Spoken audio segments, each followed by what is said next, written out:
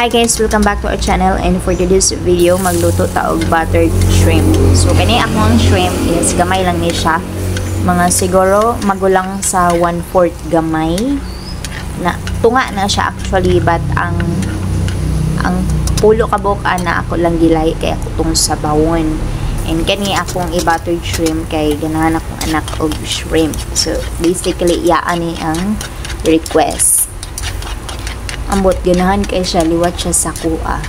So first ako lang tong ibot niyan og oil ang kalaha, and then gisunod ang butter, and then pagkahuman gi-add ang garlic, and then pagkahuman lunod na din ako ang hipon, and then i-mix pagkahuman og mix ako sunod na siyang gibot ngan og ground pepper, and also powderized nga garlic. Kay nakakita man kong powderized nga garlic, so ako na lang sa giapilan.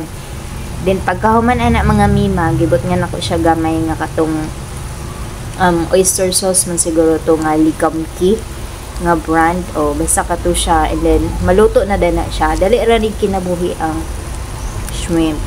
Lami ra bagid kay nilanlanon ang shrimp, no? So ayan lang mga mima. Happy watching.